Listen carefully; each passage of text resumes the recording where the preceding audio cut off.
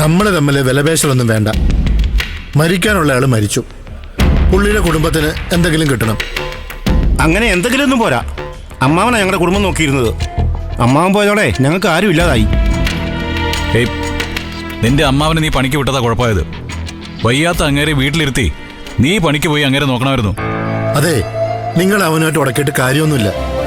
പ്രതിയെ അറസ്റ്റ് ചെയ്യാതെ ബോഡി മറവിയില്ല എന്നുള്ള കാര്യം CI സാറിനെ കൂടെ അറിയിക്കാനാണ് ഞങ്ങൾ വന്നത്.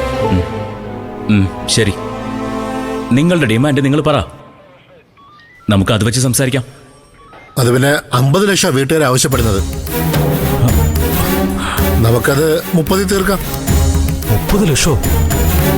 അതും ഈ ചേട്ടൻ പറഞ്ഞുകൊണ്ട് മാത്രം. അതിലൊരു 5 പൈസ കുറയാൻ പറ്റില്ല. അല്ല, അത് എന്തായിടോ, വല്ല തീരുമാനമായോ? സാർ, ഇവര് 30 ചോദിക്കുന്നത് സാർ. 30 ലക്ഷോ? ആ സാറേ, അത് അമ്മാവന്റെ ജീവന്റെ വിലയല്ലേ സാർ? നിന്റെ അമ്മാവന് എത്ര വയസ്സുണ്ടടാ? 65.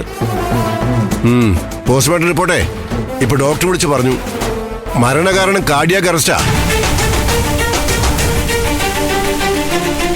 വണ്ടി ഓടിച്ചതിന്റെ ഭാഗത്തും ചെറിയ ഫോൾട്ട് ഉണ്ട്. എന്ന് വെച്ചേ മൊത്തത്തിലും ഊറ്റാൻ നോക്കരുത്. ഒരു മയത്തിലൊക്കെ ആണെങ്കിലേ നമുക്കിത് കോംപ്രമൈസ് ചെയ്യാൻ നോക്കാം. അല്ലെങ്കിൽ കോടതി പോണം. ഞാൻ തിരിച്ചു വരുമ്പോഴേക്കും ഒരു തീരുമാനത്തിലെത്തിയിരിക്കണം.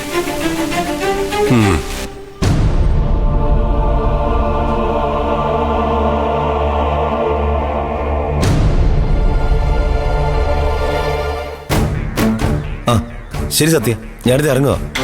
ആ ഉടനെ എത്താം. ആ ഓക്കെ. ശ്യാമേട്ടാ, ശ്യാമേട്ടൻ എങ്ങോട്ടാ പോകുന്നേ? കേസിന്റെ കാര്യം ഒന്നും അറിയാതെ ശ്യാമേട്ടൻ എങ്ങും പോകണ്ട. സോനെ, ഞാൻ സത്യം വിളിച്ചിട്ടാ പോകുന്നേ.